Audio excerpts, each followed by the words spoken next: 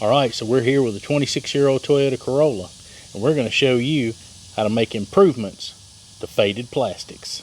Alright, so the last 23 years of this car's life, it's spent indoors. And that is why the paint is still in impeccable condition on this car. Just a little light waxing, it shines, it's not peeling anywhere, it's been kept in really good condition. But plastics begin to deteriorate no matter what. They begin to start going downhill, and over the last 3 years putting them outside, they've gone down even more. So as you can see, it's starting to blister a little bit and fade. So there's a couple of things you can do, 3 things actually. I looked on Rock Auto. You can still buy these mirrors. They are available, and they come in the gloss black. They are available for, I think it's $21 a piece or somewhere in that range. So you're looking at $40 for both sides. There's only 3 bolts that hold it on to the pillar, or actually frame of the door. And the next method that you could do is you could actually unbolt it, remove them, sand them, paint them, or sand them, prime them, paint them, and you could make them look new again. Or the cheapest of these options, and the one that I've chosen to do today, because I'm just trying to make it look better for right now, and it doesn't prevent me from going back and being able to do any of those other things. I could still take sand them, prime them, and paint them later. But the cheapest thing that I found to do, and this is something that my dad taught me that you can use on rubbers and plastics that it faded on your old car, is Kiwi shoe polish. This is actually Kiwi leather dye. So let's get in here. We're going to show you what I do and how I do it to get this mirror to looking a whole lot better than it does right now. Alright, so the first thing you're going to want to do is clean your mirror. And this car had a bath just the other day, so the car is clean. And then you're going to find you some sandpaper. All I got in the cabinet right now is 220, and that is probably actually a little bit rougher than what you need. I would have liked to have used some 400 on this, but I'm just going to go easy. I'm not going to go real aggressive. You're just trying to knock down some of the little rougher edges of where this plastic is starting to kind of peel up just a little bit. Nothing to it. Just and you can see right here is a scratch where somebody got too close to something at a drive-through, probably. Just gently knock down the edges. And you can see where it's kind of peely right there a little bit. Just give it a light scuff. You don't want to see. You're not trying to get carried away. And all we're trying to do here is we're trying to make these mirrors look better, and we're doing it as quickly as possible without actually having to just turn the mirror backwards.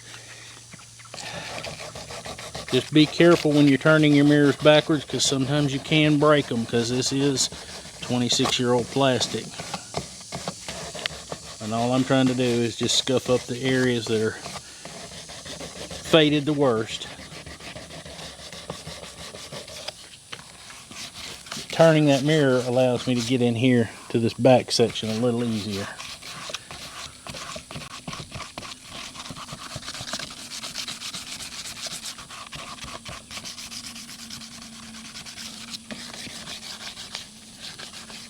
You can definitely tell that it feels a lot smoother.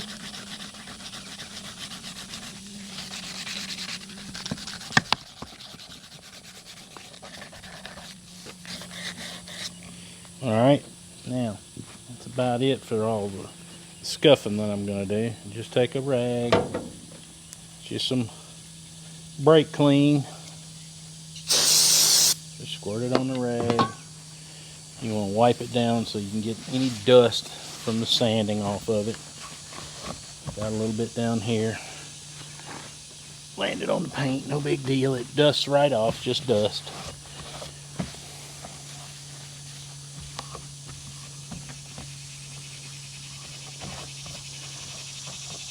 Just give your brake clean a minute to evaporate, and get out your leather dye. Get you a little bit coming down into your sponge. That's on the, there's a button inside there that you need to push. Get your leather dye coming out, and just start smearing it on. Just try to be as uniform as you can. I'm going to turn this mirror around here in just a minute, but I want to be able to get the inside of it really good right over here, and if it's turned in you can't really get to it, and it makes it harder to get this spot here. So now, like I said, be careful when you're turning these mirrors.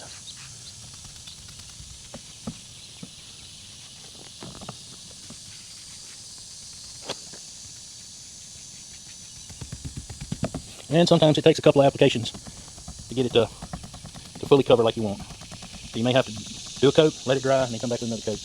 Doesn't take a real long time for this stuff to dry, especially not this time of year.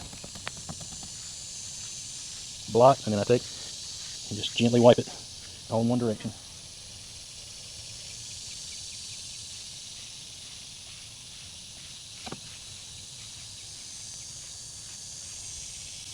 Alright, we're going to let that dry, and then we're going to come back.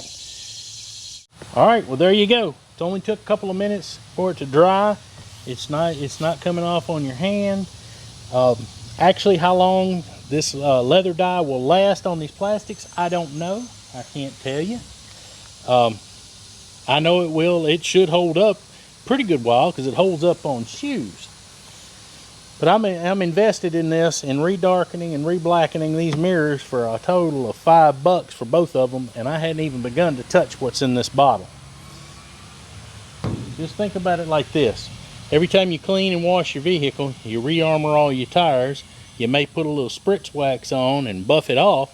So if they start looking a little tatty again, get out your shoe polish, reapply it. No big deal. Only takes a couple of minutes, and they look nice and, not going to say new, but they are much improved. So if you like this video, you're probably going to like the next one coming on the screen right now.